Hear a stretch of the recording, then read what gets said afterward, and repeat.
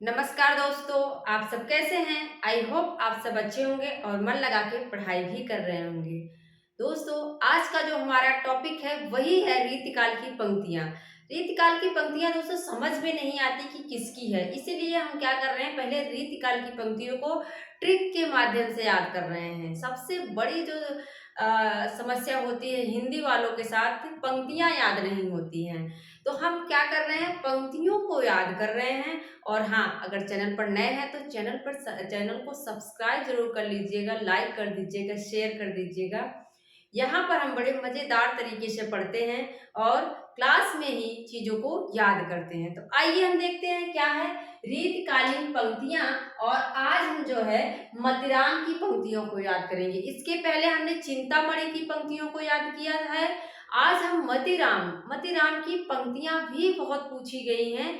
जो मुख्य मुख्य है उसको हम ट्रिक के माध्यम से याद करेंगे।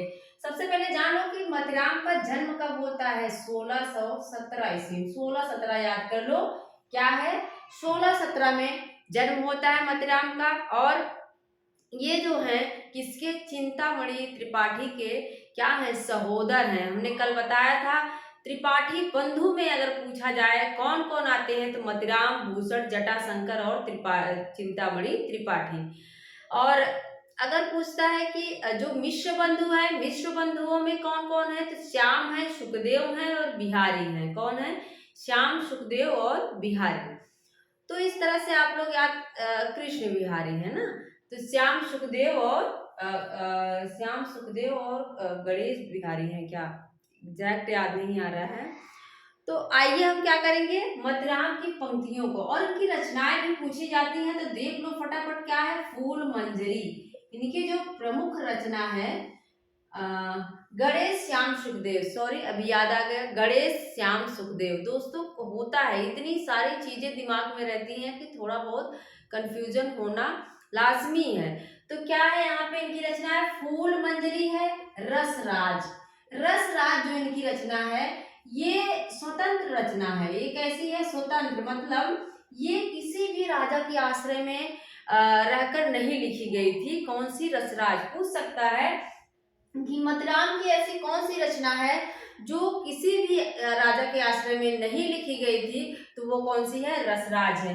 फूल मंजरी में क्या है, हर एक दोहे में एक फूल के गुणों का, लक्षणों का वर्णन किया गया है। और इसके बाद है क्या, ललित ललाम। इनकी ललित ललाम पूछी जाती है, कैसी रचना, अलंकार संबंधित है। क्या है, ललित ललाम जो रचना है इनकी कैसी है, ये अलंकार से संबंधित रचना है।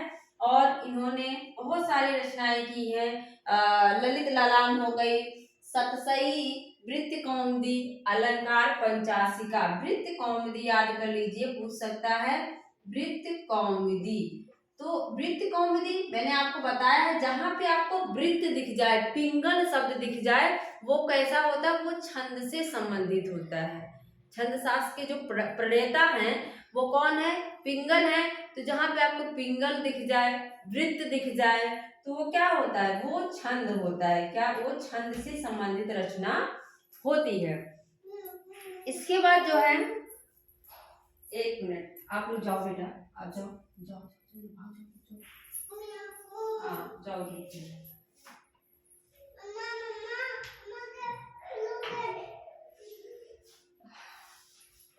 तो आइए देखते हैं क्या है, मतिराम की जो पहली लाइन है, पहली पंक्ति है, क्या है, नृपत नयन कमलन वृथा, चितवत बासर जाहि, हृदय कमल के हरि लय, कमल मुखी कमलाहि। अब देखो इसको कैसे याद रखें, क्योंकि ऐसे ही सेम लाइन आपको किसी और की भी दिख जाएगी। तो इसको याद करना है कि कमल मुखी, नृपति नयन कमलान, मतलब जो नायिका है उसके नैन कैसे हैं, कमलान, कमल की तरह है, लाल है।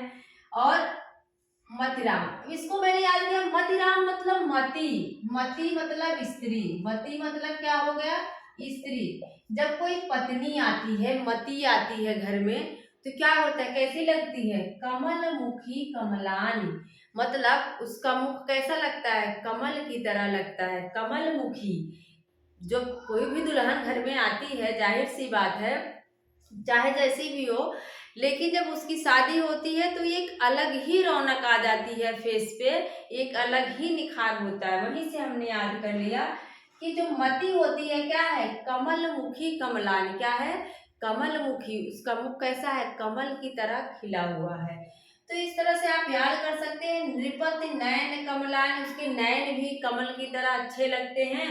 और चितवत बासर जाए, उसको सब लोग चितवत देखते रहते हैं। चितवत वैसे इसका अर्थ अलग होगा, लेकिन मैं बस ट्रिक बता रही हूँ याद कैसे करना है। मती जब आती है घर में तो क्या कहते हैं, चितवत, सब लोग उसको दिन रात, बासर मतलब होता है दिन, तो दिन रात उसको देखते रहते हैं। और कैसा है उसका मुख, कमल मुख है, कैसा है, कमलाही, कमल मुख उसका है। इसके बाद दूसरी जो पंक्ति है, छोड़ आपनो भौन तुम, भौन कौन को जात। अब देखो किसमें इतनी हिम्मत हो सकती है कि तुम अपना भवन, अपना घर छोड़ के किसी और के घर पे जाते हो, जा रहे हो। मती की हिम्मत हो सकती, किसकी हो सकती है, जो मती है, स्त्री है, उसी की इतनी हिम्मत है कि वो कह दे कि छोड़ आपनो भवन तुम, भवन कौन को जात। तो मतलब अपने भवन को छोड़कर तुम किसी और भवन घर पे जाते हो, कौन कह सकता है, मती कहती है, और किसी की पत्नी कहती है मती। ते धन ले ब्रजराज लखे, गृह काज करे, अरु लाज संहारे। अब देखो, अरु लाज, लाज कौन संभालता है घर पे, मती संभालेगी। कौन संभालेगा, जो मती होती है, जो घर की लक्ष्मी होती है, मती है, वो क्या करेगी, अरु लाज संहारे, वो घर की लाज संभालती है। दोस्तों ऐसे ही याद किया जाता है पंक्तियों को, तभी जाके तैयार होती हैं। बस वहां से 2-3 शब्द को उठा के उससे रिलेट कर दो, अपने आप याद रहेगा। इसके बाद क्या है, को कितेक उपाय करो, कहूँ होत है आपनो पीहो पराए। अब देखो कह रही है मती कि कितना भी उपाय करो, लेकिन जो पियो है क्या है, आपनो पीहो पराए, अपने पिया भी पराए हो गए हैं। पीयू पराए, पीयू किसके होंगे, मती के। पीयू किसके होंगे, पीयू किसके होंगे, मती के होंगे। ऐसे थोड़ी ना किसी के घर अनंत के थोड़ी हो जाएंगे, केशवदास के थोड़ी ना हो जाएंगे, मती के ही। अपनो पीयू पराए, और अपने पीयू पराए किसके हो जाते हैं, मती के, जब मती स्त्री आती है घर पे। ये सबसे ज्यादा पूछा जाता है, इसको आप लोग वेरी इंपॉर्टेंट लगा लीजिए। कुंदन को रंग फीका लगे, झलके सब अंगन, चार बुराई। चार मतलब होता है सुंदरता, क्या होता है, सुंदर, मतलब सुंदरता। तो चार मतलब सुंदरता। अब यहाँ देखो, कुंदन को रंग फीका लगे, मती जब घर पे आती, हर चीज में आपको मती जोड़ना है, क्योंकि हम मतीराम को याद कर रहे हैं। जब देखो घर पे मती आती है, दुल्हन आती है, तो क्या होता है, तब जो है कुंदन का रंग भी उसके सामने फीका लगने लगता है। क्या होता है, कुंदन का रंग भी उसके सामने फीका पड़ जाता है। झलका अति आंगन चार बुराई। और कैसी है वो मती दुल्हन जो है, वो गोरी है, क्या है उसका, उसका जो है गोरा जो है हाथ पैर सारी चीजें क्या है, झलक रही है, दिख रही हैं। ऐसे याद कर लो, जब मती आती है घर पे तो उसका क्या है, कुंदन को रंग फीका, कुंदन का रंग भी उसके सामने फीका लग रहा है। जो जो निहारिये नेरे हैं नैनन, त्यों त्यों खरी निकरई सी निकाई।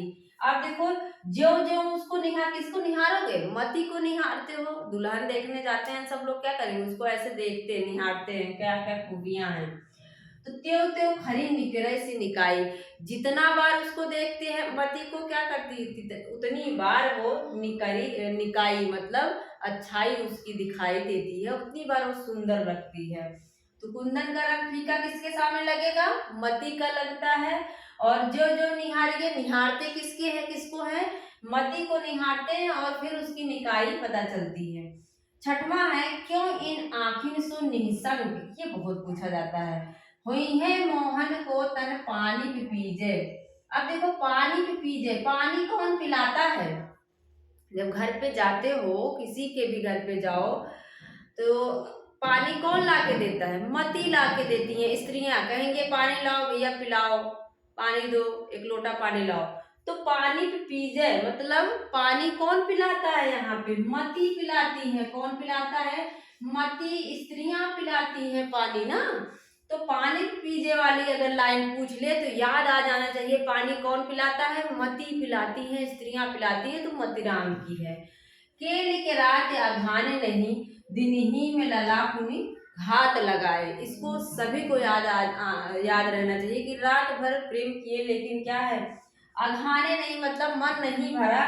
तो किसके साथ प्रेम किया जाता है भाई? पत्नी के साथ, मती के साथ। किसके साथ प्रेम करते हैं रात भर? पत्नी के साथ, मती के साथ करते हैं, मती राम। आखिन ते गिरे आसुन की बूंद, सुहास गयो उड़ी हंस की नाही। क्या है? आखिन ते गिरे आंसू की बूंद, आंखों से आंसू की बूंदें किसकी गिरने लगती है? मती की गिरने लगती है ना। स्त्रियां बहुत जल्दी रोती हैं, मती की। किसकी गिरने लगेगी? मती की। तो याद कर लो कि आखिन ते गिरे आंसू की बूंद, आंखों से आंसू की बूंदें गिरने लगती है फटाक फटाक से। किसकी? मती की। जो मती हैं, स्त्रियां हैं, क्या करने लगती हैं? रोने लगती हैं, आंसू की बूंदें गिरने लगती है। तो किसकी हो जाएगी? मतीराम की हो जाएगी। फटाफट फिर से देख लो एक बार। निपति के नयन कमलान, जो नयन है कमल की तरह है और मुख कैसा है? कमल मुखी किसका होता है? मती का होता है। छोड़ अपना भौन तुम भौन कौन को जान, किसकी हिम्मत है इस तरह से पूछने की? मती की। जो स्त्रियां हैं पूछती हैं। ते धनि ते ब्रजराज लखे, गृह काज करे और लाज संभारे। लाज को कौन संभालता है? मती संभालती है, मती राम। को कीतिक उपाय करो, कहूँ होत आपनो पाव पीव पराए। पिया किसके पराए हो जाते हैं? जो मती हैं स्त्रियां, उनके पीयू पराए हो जाते हैं। कुंदन का रंग भी फीका लगता है जब मती स्त्रियां आती हैं, मती आती हैं घर में। तो क्या होता है? उनका जो गोरा अंग है वो भी झलक रहा है। और जो जो निहारिये नेरे, जो जो हम उनको निहारते हैं, त्यों त्यों खरी निकरी, उतनी बार वो खरी क्या है? अच्छी लगने लगती है निकाई। क्यों इन आखिन सो निहंस, निहसंक है मोहन को तन पानी पीजे। और पानी कौन पिलाता है? मती लोग ला के पिलाती हैं, स्त्रियां, मती मतीराम पिलाती हैं। इसके बाद केली के रात ये खाने नहीं, ये भी मैंने बता दिया। रात भर प्रेम किए किससे? मती से करेंगे। इसके बाद है आंखें ते गिरी आंसू के बूंद, आंखों से आंसू की बूंदें किसकी गिरने लगती हैं? मती की गिरने लगती हैं। तो दोस्तों आप लोगों को मुझे लगता है कि पंक्तियाँ याद हो गई होंगी। आप सब इसी तरह से याद करिए, क्योंकि पंक्तियों को याद करना थोड़ा सा कठिन होता है। तो दोस्तों, मेरा पूरा वीडियो देखने के लिए आपका बहुत बहुत धन्यवाद। मिलते हैं अगले वीडियो में। Thank you.